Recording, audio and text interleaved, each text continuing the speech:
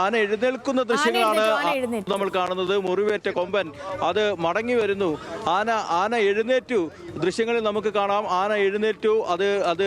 അത് എഴുന്നേറ്റ് നിന്നു. അതിന്റെ മയക്കം വിട്ടൊഴിഞ്ഞ് അത് എഴുന്നേറ്റ് നിന്നു. കുങ്കി ആനകൾ അതിന് ചുറ്റും നിന്ന് ആ വാഹനത്തിനുള്ളിലേക്ക് എലഫന്റ് ആംബുലൻസിലേക്ക് അതിനെ കയറ്റാനുള്ള ശ്രമമാണ് നടക്കുന്നത്. ഈ ഭാഗത്തുണ്ടായിരുന്ന സുരക്ഷാ ഉദ്യോഗസ്ഥരൊക്കെ ഒരു വശത്തേക്ക് മാറിയിട്ടുണ്ട്. ഡോക്ടർമാരടക്കമുള്ള ആളുകൾ മാറിയിട്ടുണ്ട്. തുടർച്ചയായി വെള്ളം ഒഴിച്ചുകൊണ്ടിരുന്നപ്പോൾ അതിൻ്റെ ക്ഷീണത്തിന് ചെറിയൊരു മാറ്റമുണ്ടായിട്ടുണ്ട്. ഏതായാലും ആന എഴുന്നേറ്റു. ഇതുവരെയുള്ളതിൽ വെച്ച് ഏറ്റവും ശുഭകരമായ കാര്യം, ഏറ്റവും പ്രതീക്ഷ നൽകുന്ന ഘടകം, ആന എഴുന്നേറ്റു. ഇത്ര ആരോഗ്യാവസ്ഥയിൽ മോശമായിരുന്ന ആന അത് മയക്കുവെടിയേറ്റ് തളർന്നു വീണ ആന എഴുന്നേറ്റിരിക്കുന്നു. അതിനെ ഇനി വാഹനത്തിലേക്ക് കയറ്റുകയാണ് അടുത്ത ലക്ഷ്യം. മുറിവേറ്റ കൊമ്പൻ എഴുന്നേറ്റ് നിൽക്കുന്നത് വളരെയധികം ശുഭപ്രതീക്ഷ നൽകുന്ന കാര്യമാണ്. അതിനെ ചികിത്സിക്കാനായി കോടനാട്ടേക്ക് എത്തിക്കാനാകുമെന്ന് തന്നെയാണ് ഇപ്പോഴും വലിയ പ്രധാനപ്പെട്ട കാര്യമായി പറയാനുള്ളത്. ഒരു സന്തോഷം കൂടി ആ കാര്യത്തിൽ നമുക്ക് തോന്നുന്നുണ്ട്. കാരണമായി ദിവസങ്ങളായി നമ്മൾ ഈ ആനയുടെ ദയനീയ അവസ്ഥ കാണുകയാണ്. ഒട്ടേറെ സങ്കടം നിർത്തുന്ന കാഴ്ചയായിരുന്നു വ്യക്തിപരമായി പോലും തോന്നിയിട്ടുണ്ടായിരുന്നത്. അത് ഇപ്പോൾ ഈ മയക്കുവെടിക്ക് ശേഷം അത് എഴുന്നേറ്റു എന്നുള്ളത് വളരെ സന്തോഷം നൽകുന്ന കാര്യം തന്നെയാണ്. ആന എഴുന്നേറ്റിട്ടുണ്ട്. അതിനെ ഇനി വാഹനത്തിലേക്ക് എലഫന്റ് ആംബുലൻസിലേക്ക് കയറ്റുന്ന നീക്കങ്ങളാണ് ഇനി മുന്നിലുള്ളത്. അതിനുവേണ്ടിയുള്ള ശ്രമങ്ങളാണുള്ളത്. രണ്ട് ആനയ്ക്ക് ഇരുവശവും നിൽക്കുന്നുണ്ട്. കുങ്കിയാനകൾ രണ്ടും ആനയ്ക്ക് ഇരുവശവും നിൽക്കുന്നുണ്ട്. അതിനുശേഷം പിന്നിൽ നിന്നും മറ്റൊരാന, അത് മൂന്നാനകൾ കോന്നി സുരേന്ദ്രനും കുഞ്ചുവും വിക്രവുമാണെങ്കിലും ഇപ്പോൾ ഉള്ളത് ആനയ്ക്ക് ചുറ്റുമുള്ളത് വശങ്ങളിൽ നിൽക്കുന്നത് ഏത് ആനകളൊക്കെയാണെന്ന് വ്യക്തമായി നമുക്ക് കാണാനാവില്ല. പക്ഷേ ആ ദൃശ്യങ്ങൾ നമുക്ക് കാണാനാകും. ആ ദൃശ്യങ്ങൾ നേരിട്ട് കാണിക്കുന്നതിന് ഒരു ചെറിയ തടസ്സമുണ്ട്. അതിനുശേഷം അല്പസമയങ്ങൾക്ക് തന്നെ ആ ദൃശ്യങ്ങൾ നമുക്ക് കാട്ടിത്തരാനാകും. മുറിവേറ്റ കൊമ്പൻ എഴുന്നേറ്റു. വാഹനത്തിലേക്ക് കയറ്റുന്നതിനായി ഇപ്പോൾ മറ്റ് കൊമ്പന്മാർ കുങ്കി ആനകൾ അതിന്റെ രണ്ട് വശത്തും പിൻവശത്തുമായി നിലയുറപ്പിച്ചിരിക്കുകയാണ്. ഇവർ ചേർന്ന് ഈ മുറിവേറ്റ കൊമ്പനെ തള്ളി വാഹനത്തിനുള്ളിലേക്ക് കയറ്റും എന്നുള്ളത് തന്നെയാണ് പ്രതീക്ഷിക്കുന്നത്.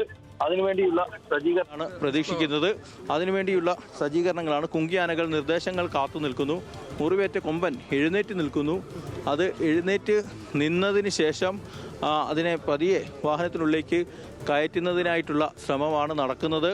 അതിന് മുന്നോടിയായി ഈ വാഹനത്തിലേക്ക് കയറ്റുന്നതിനായി പലകകൾ നിരത്തി, ഈ വഴിയിൽ പലകകൾ നിരത്തി അത് വാഹനത്തിനുള്ളിലേക്കൊരു റാമ്പ് ഒരുക്കുകയാണ്. സുരക്ഷാ ജീവനക്കാരും വനവകുപ്പ് ജീവനക്കാരും അത്തരത്തിൽ റാമ്പ് ഒരുക്കിക്കൊണ്ട് ആനയെ ഒരുക്കിയതിന് ശേഷം കുങ്കിയാനകളെ ഉപയോഗിച്ച് തള്ളി നീക്കാനുള്ള ശ്രമമാണ് നടക്കുന്നത്. ഏതായാലും ആ ദൃശ്യങ്ങൾ നമുക്ക് മുഴുവനായിട്ടും കാണാനാകുമെന്ന് പ്രതീക്ഷിക്കുന്നു.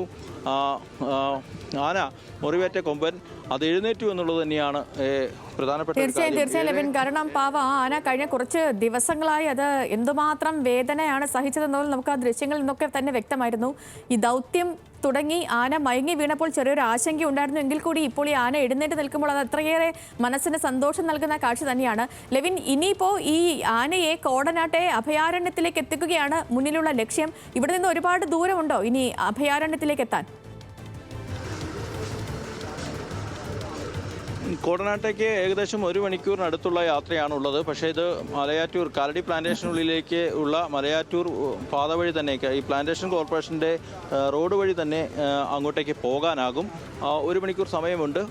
പ്രത്യേകിച്ച് ഗതാഗത തടസ്സങ്ങളോ കാര്യങ്ങളോ ഒന്നുമില്ല. ഇത് വനപാത കൂടിയാണ്. അതുകൊണ്ട് തന്നെ ഈ റോഡുകൾ ബ്ലോക്ക് ചെയ്ത് രണ്ട് വശത്തു നിന്നും വാഹനങ്ങൾ ഇവിടേക്ക് കടക്കാതിരിക്കാൻ പ്രത്യേകമായിട്ടുള്ള തയ്യാറെടുപ്പുകൾ നടത്തിയിട്ടുണ്ട്.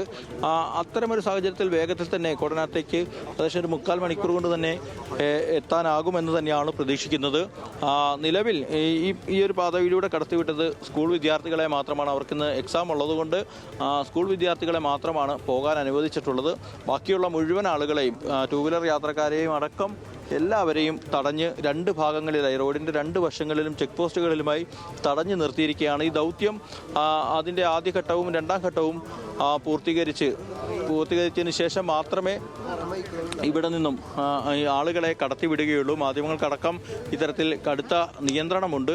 നമ്മൾ ആ വനവകുപ്പ് ഉദ്യോഗസ്ഥർ നൽകുന്ന നിർദ്ദേശങ്ങളുടെ കൂടി അടിസ്ഥാനത്തിലാണ് അത്തരം നിയന്ത്രണങ്ങൾ പാലിക്കുന്നത്.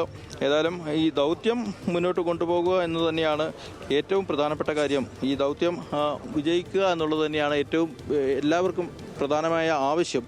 അതുകൊണ്ട് തന്നെ അതിനോട് സഹകരിക്കാൻ പലരും എല്ലാവരും തന്നെ തയ്യാറാകുന്നുണ്ട് എന്നുള്ളതും എടുത്ത് പറയേണ്ടതാണ്. ഇത്തരം നിയന്ത്രണങ്ങളൊക്കെ പാലിച്ചുകൊണ്ടാണ് ആളുകൾ ഈ ദൗത്യത്തിനൊപ്പം സഹകരിക്കുന്നതും എന്നും എടുത്തു പറയണം. ഏതായാലും ആന എഴുന്നേറ്റ് നിന്നു. അതിൻ്റെ മയക്കുവെടിയുടെ ഡോസ് ഇപ്പോഴും നിലനിൽക്കുന്നുണ്ട്. അതിൻ്റെ ആ ഒരു മയക്കം പൂർണ്ണമായി വിട്ടുമാറിയിട്ടില്ല. ഈ അവസ്ഥയ്ക്കാണ് സ്റ്റാൻഡിങ് സെഡേഷൻ എന്ന് പറയുന്നത്. കാരണം നേരത്തെ ഈ ആരോഗ്യാവസ്ഥ മോശമായതിനെ തുടർന്നാണ് ഈ മയക്കുവെടി ഏറ്റ കുറച്ച് സമയങ്ങൾക്കകം ആന നിലത്ത് തളർന്നു വീണത്.